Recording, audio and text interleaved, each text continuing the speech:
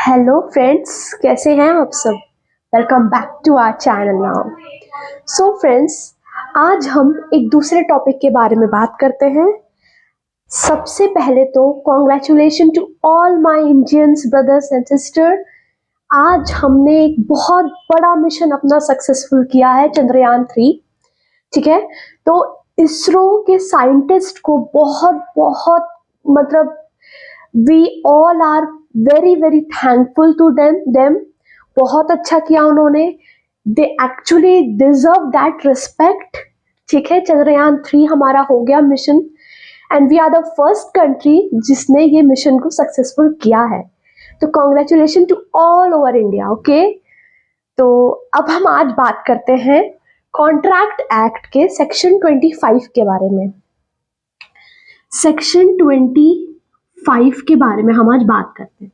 Section 25 of contract act में क्या बताया हुआ है। सेक्शन 25 होता क्या है। पहली बात तो हमने पढ़ा था सेक्शन 2D में, क्या पढ़ा था हमने, कंसिडरेशन पढ़ा था। कंसिडरेशन क्या होता है। कंसिडरेशन हम एक नॉर्मल भाषा में बात करें तो आप कोई सामान खरीदते हो तो उसका पैसा देते हो, वो पैसा ही कंसिडरेशन है। ठीक है, कंसिडरेशन मतलब वही चीज होता है कि कोई भी काम शॉपकीपर आपको फ्री में तो वो देगा नहीं जब तक आप उसके दोस्त रिलेटिव कुछ ना हो। तो आप एज अगर कस्टमर गए हो उस दुकान में तो फिर आपको कुछ ना कुछ तो कंसिडरेशन देना पड़ेगा, कुछ भी आप खरीदोगे तो वो जो पैसा देते हो आप, अमाउंट ऑफ मनी देते हो, वही कंसिडरेशन होता है। और सेक्शन 2D में बताया हुआ कि कंसिडरेशन पास्ट का भी हो सकता है, प्रेजेंट का भी हो सकता है, फ्यूचर का भी हो सकता है। कंसिडरेशन समथिंग होना चाहिए, कुछ होना चाहिए और वैल्यूएबल होना चाहिए in the eyes of law, मतलब कोर्ट की नजर में, विधि के नजर में, लीगल फॉर्म में ये होना चाहिए वैल्यूएबल, समथिंग वैल्यूएबल। ठीक है, मतलब अगर हम 1 लाख की अगर सपोज हम प्रॉपर्टी है तो हम उसको, मेरा मन, मैं उस 1 लाख की प्रॉपर्टी को मैं 1 रुपए में भी बेच सकती हूँ। उसी 1 लाख की प्रॉपर्टी को, क्योंकि वो मेरी प्रॉपर्टी है, तो वो 1 लाख की प्रॉपर्टी को मैं 2 करोड़ में भी बेच सकती हूँ, वो मेरा मन। लेकिन कुछ हो सकता है, कुछ मतलब कुछ भी 1 रुपए तो होगा ही होगा, तो that 1 rupees is also an consideration. ठीक है, तो हम बात करते हैं सेक्शन 25 की। तो नॉर्मल अगर हम जनरल रूल की बात करते हैं तो कोई भी ऐसा एग्रीमेंट जो कंसिडरेशन के बिना हुआ हो वो शून्य होता है। मतलब without consideration agreement is void. ये हमारा जनरल रूल बोलता है ना। हमारा जनरल रूल क्या बोलता है कि without consideration agreement is void, है ना। अगर हम कोई भी चीज का करार करते हैं और अगर उस करार के लिए हम कोई पैसा नहीं, कंसिडरेशन मतलब पैसा जरूरी नहीं, पैसा कोई भी वैल्यूएबल चीज अगर हम नहीं देते हैं तो उसको अगर बात करेंगे तो वो हो जाएगा वॉइड, उस चीज में वो वॉइड हो जाएगा। ठीक है, मतलब वो कॉन्ट्रैक्ट बन ही नहीं पाया। An agreement which is not enforceable by law, that is called void, and an agreement which is enforceable by law is contract। तो एग्रीमेंट तो सब बन जाता है, करार तो सब बन जाता है, पर अगर वो करार कंसिडरेशन के बिना किया गया हो तो वो हो जाएगा void। ठीक है, ये जनरल रूल बोलता है। अब जनरल रूल के हम एक्सेप्शंस पढ़ेंगे, सेक्शन 25 में ही बताया गया है। ठीक है, जनरल रूल है without consideration agreement is void। अब इसके जो एक्सेप्शंस है कुछ, ठीक है, किस किस चीजों में करार कंसिडरेशन के बिना भी वैलिड रहता है, ये हम, इसका मतलब ये हुआ। ठीक है, without consideration agreement is void. Exception का मतलब हुआ कि कंसिडरेशन के बिना भी मतलब एग्रीमेंट होगा वॉइड, आई मीन वैलिड। ठीक है, तो हम सबसे पहले हम बात करते हैं, number 1 is natural love and affection. तो नेचुरल लव एंड अफेक्शन क्या होता है। पहला हमारा जो एक्सेप्शन है वो यही है। इस केस में जो कि नेचुरल लव एंड अफेक्शन मतलब कि जैसे कि हमें अपने माँ बाप से होता है, माँ बाप को अपने बच्चों से होता है, भाई बहनों के बीच में होता है, तो ये होता है नेचुरल लव एंड अफेक्शन। ठीक है, तो अगर हम नेचुरल लव एंड अफेक्शन की बात करें तो ऐसा एक रिलेशन, जैसे दैट रिलेशन जिसमें नेचुरल लव और अफेक्शन हो, और उस रिलेशन जैसे कि हस्बैंड वाइफ के बीच में होता है, तो दैट रिलेशन जो रिटन हो और रजिस्टर्ड हो। कहने का क्या मतलब कि सपोज कि ए और बी दो पार्टी के बीच में, वो लोग दोनों मतलब कहने अगर हम बात करें तो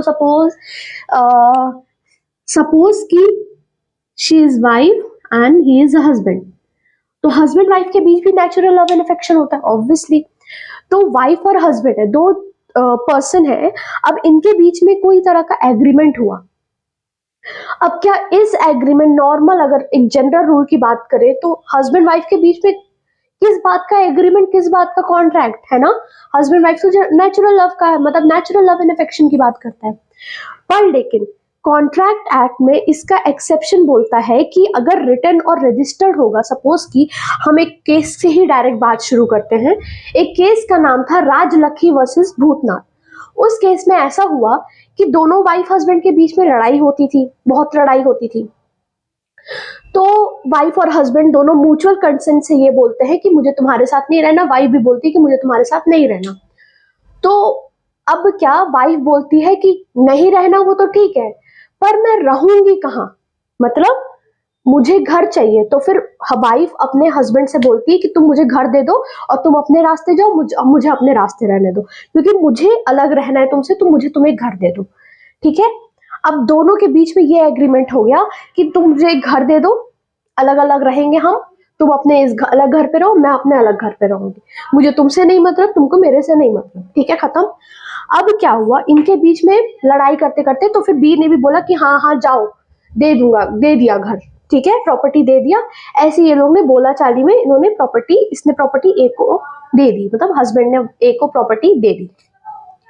अब हम अगर सपोज बात करें कि अगर हस्बैंड ने वाइफ को प्रॉपर्टी दे दी बिना किसी रजिस्ट्रेशन के, प्रॉपर्टी देना है ना, बिना किसी रजिस्ट्रेशन के या बिना किसी रिटर्न कोई पेपर्स के, है ना, तो इसमें क्या हुआ, बी बोला कि मैं तो बेवकूफ बन गया, वो खुद भी चली गई और मेरा घर, मेरा प्रॉपर्टी भी ले गई। अब बी ने लगाया केस कोर्ट में। कोर्ट बोलता है कि आप लोग के बीच में तो ये म्यूचुअल कंसेंट थी। तो बी बोलता है कि हाँ ये मुझे, लेकिन बाद में मैं समझ रहा था कि ये इसमें तो ये ही बेवकूफ बन गया। ए तो अपना मस्त रह रही थी, अपना मस्त खा पी रही थी, मस्त घूम रही थी, सब कुछ कर रही थी, पर बी क्या हुआ, बी का तो लॉस हो गया। इसमें क्यों लॉस हुआ, क्योंकि एक तो वो खुद भी चली गई दूर, और प्लस दूसरा कि वो उसकी प्रॉपर्टी भी लेकर चली गई। तो फिर जो ए है, मतलब ए का जो वकील है, ए का वकील ये बोलता है कि नेचुरल लव और अफेक्शन में कंसिडरेशन चाहिए ही नहीं। कोर्ट बोलता है कंसिडरेशन कहाँ है इसमें। ठीक है, तो कोर्ट, वकील क्या बोलता है, ए का, वाइफ का वकील क्या बोलता है कि इसमें तो कंसिडरेशन जरूरत की ही नहीं है, क्योंकि ये तो नेचुरल लव और अफेक्शन है, हस्बैंड वाइफ का नेचुरल लव एंड अफेक्शन होता है, पेरेंट्स और बच्चों के बीच नेचुरल लव एंड अफेक्शन होता है, तो इसमें काहे का रिटर्न, मतलब रिटर्न पेपर या रजिस्ट्रेशन होगा। प्रॉपर्टी दे दिया तो दे दिया।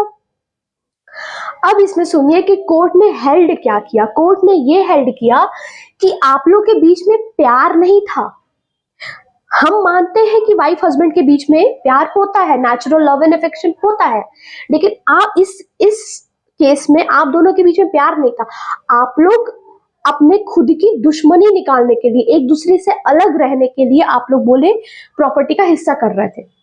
ठीक है, तो इसमें वाइफ को बोला गया, मतलब वाइफ केस हार गई। क्यों हारी, क्योंकि इसमें वो बोली कि आप, कोर्ट ने बोला कि इसमें रजिस्ट्रेशन जरूरी था, क्योंकि कब जरूरत नहीं था, जब नेचुरल लव एंड अफेक्शन होता। ठीक है, नेचुरल लव, ये दोनों के बीच में नेचुरल लव एंड अफेक्शन था ही नहीं, ये लोग तो लड़ रहे थे, तो लड़ने में किस बात का नेचुरल लव। ठीक है, तो इसमें वाइफ को बोला गया कि आप लोग के बीच में नेचुरल लव एंड अफेक्शन नहीं था, और इसकी वजह से आप लोग ने, और दूसरी बात ये कि आपने अपनी प्रॉपर्टी में रजिस्ट्रेशन भी नहीं कराया, तो वो जो प्रॉपर्टी थी ए को नहीं मिली, वाइफ को प्रॉपर्टी नहीं मिली, और किसको मिल गई, हस्बैंड के पास वापस चली गई।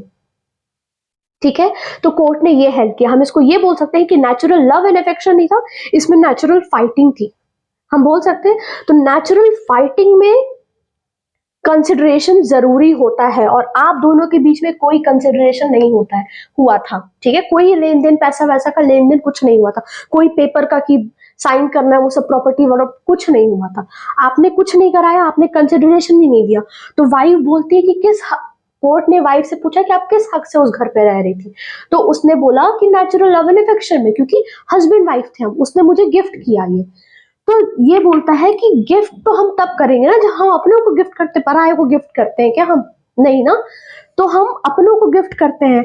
तो वाइफ ने क्योंकि पैसा इस प्रॉपर्टी का नहीं दिया था, तो ये प्रॉपर्टी वापस हस्बैंड के पास चली गई, इसमें ये बोला गया, ठीक है, क्योंकि इसमें बिना कंसिडरेशन के हुआ था, नेचुरल जो लव एंड अफेक्शन नहीं था, ठीक है, नेचुरल लव एंड अफेक्शन होता तब कंसिडरेशन जरूरी नहीं होता, लेकिन आप लोगों के बीच में नेचुरल लव एंड अफेक्शन की वजह नेचुरल फाइटिंग थी, ठीक है, और इसलिए वाइफ को प्रॉपर्टी नहीं मिली क्योंकि उसने कंसिडरेशन उस प्रॉपर्टी का नहीं दिया था। वापस वो प्रॉपर्टी किसके पास चली गई? बी के पास चली गई, हस्बैंड के पास चली गई। तो अब हम बात करते हैं अपने फर्स्ट एक्सेप्शन हमारा हो गया, अब हम बात करते हैं सेकेंड एक्सेप्शन की।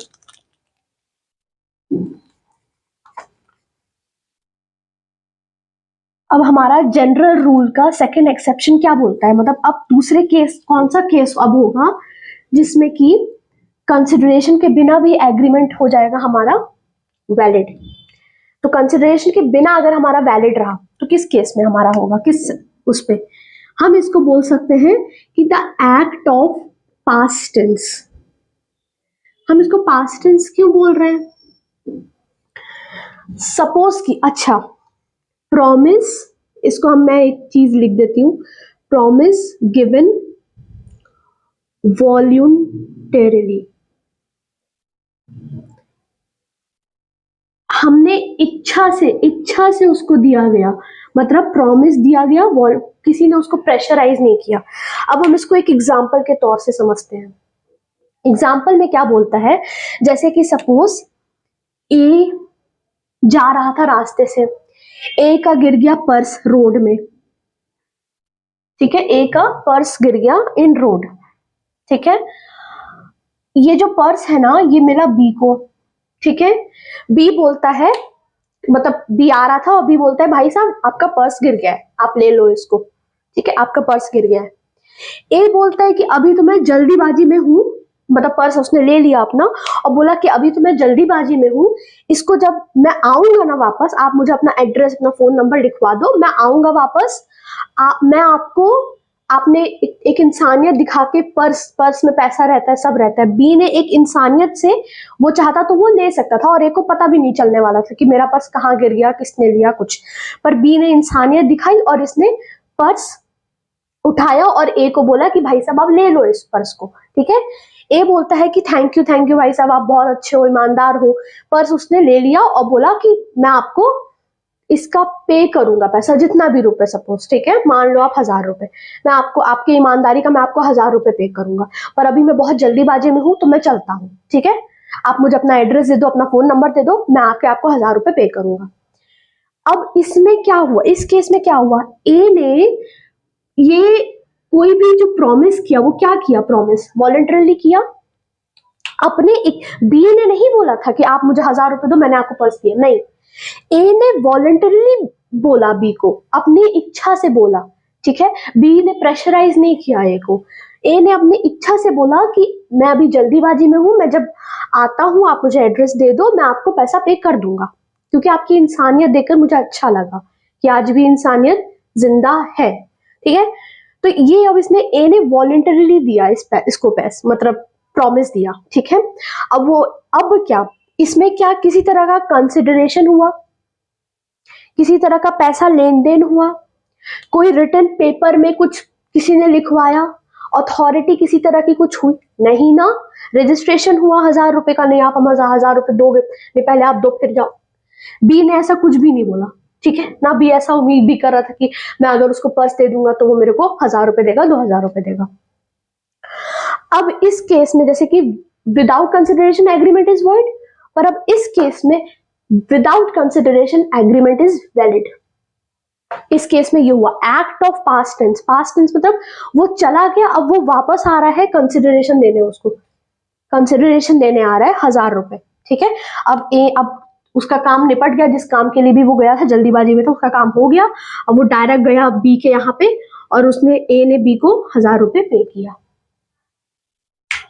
पे किस चीज का पे किया? इंसानियत के नाते इसने, क्योंकि उसका पर्स लौटाया इसलिए उसको इसने पे कर दिया।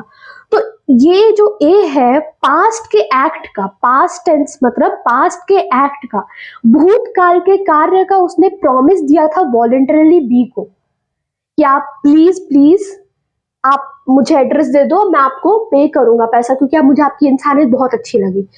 तो फिर अब इस केस में कंसिडरेशन कहीं से कहीं तक नहीं आएगा और ये जो एग्रीमेंट हुआ वो वॉइड भी नहीं होगा, ये वैलिड ही एग्रीमेंट है। तो ये हमारा अब आ गया सेकंड, ठीक है, हमारा अब सेकंड एक्सेप्शन था ये। अब हम बात करते हैं अपने थर्ड एक्सेप्शन की। हमारा थर्ड एक्सेप्शन क्या बोलता है? अब हम थर्ड एक्सेप्शन की अपने बात करते हैं। थर्ड एक्सेप्शन हमारा होता है time barred depth. Time barred depth, now what is time barred depth? Time barred depth हम बोल सकते हैं कि जैसे कि अगर हम सपोज की लिमिटेशन एक्ट हम सबने पढ़ा होगा, लिमिटेशन एक्ट में लिखा हुआ है कि अगर सपोज ए ने बी से पैसा लिया है, मतलब कि सपोज ए क्रेडिटर है आप मानो और डी डेप्टर है, अगर ए ने बी को 1000 रुपए दिया, 1000 रुपए दिया और बोलता है कि मुझे इतने समय बाद लौटा देना। अब लिमिटेशन एक्ट मतलब परिसीमा काल अधिनियम। अब इसमें क्या, लिमिटेशन एक्ट में जो पैसा लौटाने का समय दिया गया वो कितना दिया गया है? 3 साल। और जो लॉ देता है वो लॉ ही छीन सकता है, हम ये सुने हैं, पढ़े हैं हम ये चीज, ठीक है। तो ये 3 साल दिया। अब ए और बी, ठीक है, अब बी कैसे उसको ऋण चुकाएगा? 3 साल के भीतर भीतर ऐसा होता है कि बी ए को ऋण चुकाएगा ही चुकाएगा। अगर नहीं चुकाया तो फिर ए क्या करेगा, जाएगा कोर्ट और बोलेगा इसने मेरा ये 1000 रुपए लिया और उसने मुझे वापस भी नहीं किया, ठीक है। पर अब ये टाइम बार टेप क्या होता है? सपोज कि ए ने बी को 1000 रुपए दिया था 3 सितंबर 2020, मतलब 3 सितंबर 2020 को ए ने बी को 1000 रुपए दिया था। 3 साल कब पूरा हो जाएगा? 3 सितंबर 2023। 3 साल इस समय पूरा हो जाएगा, 2023 को पूरा होगा। तो 3 सितंबर, अब क्या आता है कि सपोज 3 सितंबर के बाद, मतलब आप मानो कि 4 सितंबर गया, 4 सितंबर 2023 में 3 के दिन 2023 को ए बी के पास जाता है और वो ये बोलता है कि तुम 3 साल में मुझे पैसा नहीं लौटा पाए, उसको बहुत बुरा बुरा बोलता है, ठीक है, बोलता है कि तुम लौटा नहीं पाए, ये नहीं कर पाए। तो फिर बी क्या बोलता है कि अब मैं आपको लौटा दूंगा पैसा, मैं बोल रहा हूं मैं आपको पैसा लौटा। बोले अब कब लौटाओगे? बोला मैं लौटा दूंगा पैसा, आप रुको, मुझे थोड़ा टाइम दो, मेरा बिजनेस सही से नहीं चल रहा, ये नहीं चल रहा, वो नहीं चल रहा, जो भी अपना दुनिया भर का रीजन, ठीक है। फिर वो अब क्या होता है, नॉर्मल सी बात है, पैसा अगर कोई मांगने आता है तो वो बहुत ही एकदम अच्छे से मांगेगा, अच्छे से बात करेगा, लेकिन अगर जब वापस करने का टाइम आ जाए तो उसको फिर पूछता भी नहीं है, ये नॉर्मल सी बात है। तो बी भी बोला मैं तुमको नहीं दूंगा ऐसे ऐसे करके, लेकिन ए बोला कि नहीं, दे दो प्लीज, मुझे पैसा दे दो, तुमने पैसा जो मेरा लौटाया है, मतलब जो तुमने लिया है मुझे दे दो। अब बी क्या करता है, बोलता है हाँ ठीक है, चलो एक्सेप्ट कर लिया उसने कि हाँ ठीक है। अब बी ने एक्सेप्ट किया कि मैंने तुम्हारा 1000 रुपए लिया है, मुझे वापस करना है। अगर बी ने 4 सितंबर 2023 मतलब 3 सितंबर के बाद उसने कभी भी एक्सेप्ट किया कि मैंने तुम्हारा पैसा लिया है और मुझे वापस लौटाना है, तो फिर ये हो जाएगा टाइम बार्ड डेप्ट। टाइम बार्ड डेप्ट मतलब इसमें भी हम बोल सकते हैं कि रिटन होना चाहिए और साइंड होना चाहिए। हमने फर्स्ट में क्या पढ़ा था, रिटन और रजिस्टर्ड, इसमें हम पढ़ रहे हैं रिटन और साइंड, ठीक है। मतलब कि अगर बी ने after the time lapse, time खत्म होने के बाद, 3 साल खत्म होने के बाद बी ने एक्सेप्ट किया कि मैंने तुम्हारा पैसा लौटाया है, मैं तुमको इस दिन में पैसा दे दूंगा, ठीक है, और उसने उस पेपर में अपना रिटन मतलब अपना नाम लिख दिया, सब कुछ लिख दिया कि मैंने मतलब मैंने तुम्हारा पैसा लिया है, और साइन, उसने अपना साइन भी कर दिया। तो अब क्या, अब ये जो टाइम बार डेब्ट है, इसमें कंसिडरेशन के बिना एग्रीमेंट हुआ, and that agreement is valid. ठीक है, मतलब टाइम बार डेब्ट, ठीक है, अगर टाइम बार डेब्ट रिटर्न हो और साइंड हो, ठीक है, डेप्टर के द्वारा, बी के द्वारा, मतलब इसमें बी के द्वारा अगर ये रिटर्न और साइंड हो टाइम बार डेब्ट, ठीक है, इसने एक्सेप्ट किया डी ने, बी ने, कि मैंने तुम्हारा पैसा नहीं लौटाया है, मुझे तुम्हारा पैसा लौटाना है और मैं तुम्हारा पैसा लौटा के रहूंगा, और उसने अपना साइन भी कर दिया उस पेपर में। तो अब क्या, जब वो केस सपोज कि 4 सितंबर को उसने ऐसा लिखा, तो अब फिर से नई परिसीमा काल शुरू हो जाएगी। तो कब से शुरू हो जाएगी अब, मतलब कब से कब तक रहेगी, 4 सितंबर 2023 से 26 तक रहेगी। बोल सकते हैं हम ये चीज, इसको ऐसे पढ़ते हैं कि अगर 4 सितंबर 2023 को उसने एक्सेप्ट किया, 4 सितंबर 2023 को उसने एक्सेप्ट किया कि मैं तुम्हारा पैसा लौटा दूंगा, इसने साइन कर दिया, इसने एक्सेप्ट कर लिया, सब कुछ हो गया, रिटर्न भी हो गया, तो अब परिसीमा काल नया शुरू हो जाएगा। कितना, अब कब हो जाएगा, 2026। तो टाइम बार डेब्ट भी अच्छा डेब्ट होता है, और नया परिसीमा काल शुरू हो जाएगा, उसके रिटर्न, उसके एक्नॉलेजमेंट से। ऐसा कहाँ पे लिखा हुआ है, तो ऐसा लिखा हुआ है सेक्शन 18 ऑफ लिमिटेशन एक्ट। जिस दिन उस आदमी ने, डेप्टर ने ये चीज एक्सेप्ट कर लिया कि हाँ मैंने आपका पैसा लिया है, मुझे आपका पैसा लौटाना है, और वो जो पेपर में राइट मतलब रिटर्न उसने लिखा है और अपना साइन किया है, तो उस दिन से फिर से नया परिसीमा काल शुरू हो जाएगा, और वो जो टाइम बार डेब्ट अगर रहा भी तो वो वैलिड होगा। मतलब अब 26 तक उसको टाइम तो मिल गया, और अब जो ए है उसको भी टाइम, मतलब जो ए जो क्रेडिटर था उसको भी टाइम मिल गया कि वो कब तक केस लगा सकता है। अब वो 2026 तक केस लगा सकता है, उसको भी एक टाइम मिल गया, क्योंकि अगर केस टाइम खत्म होने के बाद अगर आप केस लगाओ तो फिर आपका जो सूट है, अपील है, एप्लीकेशन है, जो भी है, वो डिसमिस हो जाएगा by the court, and this is the mandatory provision by the court. जैसे कि हमने बताया था कल ही कि शैल है ना, court shall dismiss the suit, appeal और application if it brings after the time period of the case, time lapse of the case खत्म, मतलब 3 केस लगाने का समय 3 साल था और आप लगा रहे हो 4 साल। हम बोलते हैं ना, विधि जागरूक की सहायता करती है, सोने वाले की नहीं।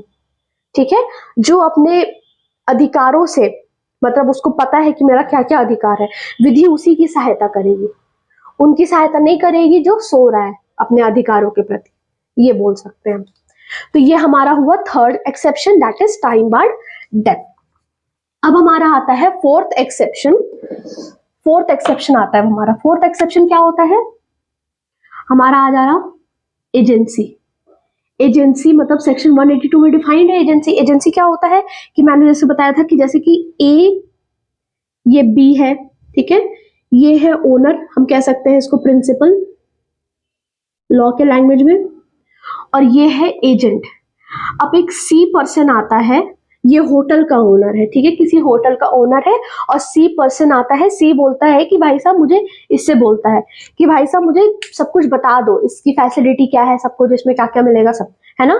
तो ए बोलता है कि इसमें सब बता दो, तो ए क्या बोला कि आप बी से जाकर पूछ लो, बी आपको सब कुछ बता देगा, क्योंकि बी को सब कुछ पता है, मतलब कि बी कौन हुआ, बी एजेंट हुआ, और अगर वो एजेंट हुआ, एजेंट मतलब हु रिप्रेजेंट्स हिज ओनर, जो अपने ओनर को रिप्रेजेंट करता है, ठीक है, हम उसको बोलेंगे। जैसे कि हम कंपनी की बात, किसी कंपनी हम कोई खोलते हैं, तो कंपनी में जो ओनर होता है, कंपनी का जो ओनर होता है, वो पैसा देता है अपने काम करने वाले को, एम्प्लॉयर को, ठीक है, एम्प्लॉयज को। अब हम बात करेंगे कि जैसे कि जो जितने लोग हैं, मतलब जितने भी लोग काम करने वाले हैं उधर पर, तो वो लोग को पैसा दिया जाएगा। वो लोग को कितना पैसा, मतलब जैसे किस चीज में, वो लोग एजेंट होंगे उस कंपनी के ओनर के, वो लोग सब एजेंट होंगे। वो लोग अगर सपोज कोई तीसरा पर्सन पूछ रहा होगा कि इस कंपनी की क्या क्या फैसिलिटी है, क्या क्या प्रोवाइड करता है, तो वो एजेंट बताएगा उस कंपनी का कि हाँ सर इस कंपनी में ऐसा ऐसा प्रोवाइड होता है, ये किया जाता है, वो किया जाता है, ऐसा ऐसा मिलता है, तो हम बोल सकते हैं कंपनी का एजेंट।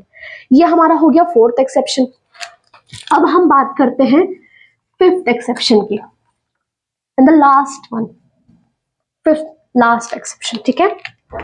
हमारा फिफ्थ एक्सेप्शन, अच्छा सेक्शन 185, मैं एक चीज बताना भूल गई एजेंसी में ही, 185 जैसे 182 में एजेंसी डिफाइंड है, 185 में बोलता है कि अगर suppose creation of agency, agency create करने के लिए कंसिडरेशन की जरूरत नहीं पड़ती, और यही सेक्शन 25 का फोर्थ एक्सेप्शन बोलता है।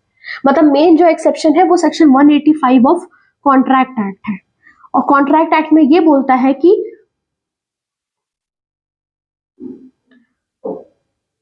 No consideration is necessary to create an agency. मतलब कि ए और बी, ये ए है ये बी है, ए है एजेंट और ये है ओनर, इन दोनों के बीच में बिना कंसिडरेशन के भी क्रिएट जो एजेंसी है वो क्रिएट हो सकती है। यही बोला गया है section 185 of Indian contract act, जिसकी वजह से हम इसको फोर्थ एक्सेप्शन बोलते हैं। किसका? Without consideration agreement is void. इस जो सेक्शन है सेक्शन 185 के अकॉर्डिंग जो कंसिडरेशन के बिना भी एग्रीमेंट वैलिड रहेगा। अब हम बात करते हैं अपने फिफ्थ एक्सेप्शन की। फिफ्थ एक्सेप्शन सबसे इजी होता है, सबको पता होगा, आता है हमारा गिफ्ट। हम इसको बोल सकते हैं सेक्शन 122 टीपीए एक्ट। टीपीए मतलब ट्रांसफर ऑफ प्रॉपर्टी एक्ट, ठीक है। अब गिफ्ट, गिफ्ट क्या होता है? ए ने बी को गिफ्ट दिया, हम बर्थडे गिफ्ट देते हैं, हम एनिवर्सरी गिफ्ट देते हैं अपने फ्रेंड्स को, है ना। तो ये सब चीज हमारा गिफ्ट हो गया। हम अपने पेरेंट्स को गिफ्ट देते हैं, पेरेंट्स हमको देते हैं, ये गिफ्ट हो गया। अब क्या गिफ्ट देने के लिए कोई रजिस्ट्रेशन की जरूरत है कि हाँ मैंने तुमको गिफ्ट दिया है तो अब तुम रिटर्न एग्रीमेंट हमसे करवाओ कि हाँ चलो दो मेरे को? ऐसा तो जरूरत नहीं है, कुछ नहीं है ना। बी के लिए जरूरत है, मतलब कि ये जो हो गया वो डोनर हो गया। हम बर्थडे गिफ्ट देते हैं तो क्या हम ये बोलते हैं कि हाँ मैंने गिफ्ट दिया, अब तुम मेरा नाम लिखो कि हाँ मैंने गिफ्ट दिया, रजिस्ट्रेशन करवाओ मेरा इसका? नहीं ना। तो गिफ्ट के लिए भी कोई रजिस्ट्रेशन, कोई चीज जरूरत, मतलब कि कंसिडरेशन जरूरत नहीं है। अब गिफ्ट अगर ए ने बी को दिया है, ये डोनी है बोल सकते हैं, और ये डोनर है, जिसने दिया वो डोनर, जिसने लिया डोनी। ए और बी है, ठीक है। ए ने बी को गिफ्ट दिया, अब क्या बी बाउंड है कि उसको पैसा दे, उस गिफ्ट का मनी देने के लिए बाउंड है? Obviously not.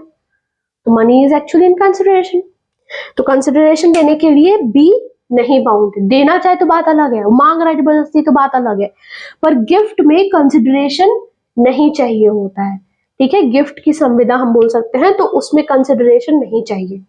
तो ये हमारा हो गया अपना फिफ्थ एक्सेप्शन। तो ये हमारा है पूरा अपना without consideration agreement is void का एक्सेप्शन। हम सेक्शन 25 को बोलते क्या है? Principle of नूडम पैक्टम। नूडम पैक्टम का सिद्धांत बोलते हैं हम इसको, प्रिंसिपल ऑफ नूडम पैक्टम का सिद्धांत। तो इसमें हमने कौन कौन सा एक्सेप्शन पढ़ा, हम एक बार फिर से रिवाइज कर लेते हैं। नेचुरल लव एंड अफेक्शन, जो कि रिटन और रजिस्टर्ड होना चाहिए। सेकंड हमारा कि एक्ट ऑफ पास्ट टेंस, जो कि अगर प्रॉमिस दिया भी गया तो वॉलंटरीली दिया गया, और फिर उसके बाद उसके लिए कंसिडरेशन की जरूरत नहीं पड़ती। पहला केस का, पहले जो हमारा एक्सेप्शन था उसका केस का नाम था राजलक्ष्मी वर्सेस भूतनाथ। सेकंड था act of past tense, promise given voluntarily. Third हमारा एक्सेप्शन हुआ था टाइम बार डेप्ट, ठीक है, कि टाइम बार डेप्ट के बाद भी अगर किसी डेप्टर ने एक्सेप्ट कर लिया कि हाँ मैंने आपका पैसा लिया है, तो वो पहली बात तो परिसीमा काल आगे बढ़ जाएगी, और प्लस उसमें कंसिडरेशन देने की कोई जरूरत नहीं है। तीसरा ये था।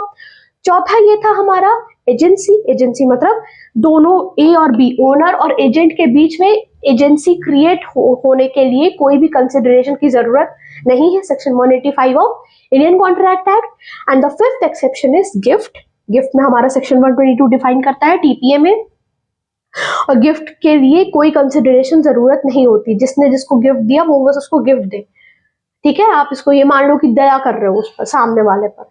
दया तो नहीं बोलेंगे, पर आज के जमाने में तो थोड़ा हो ही गया है, ठीक है। तो अगर ए ने बी को गिफ्ट दिया है बिना कंसिडरेशन के, तो ये हमारा हुआ वैलिड एग्रीमेंट। ये हमारा वॉइड एग्रीमेंट में नहीं आएगा, कंसिडरेशन नहीं भी हुआ है फिर भी।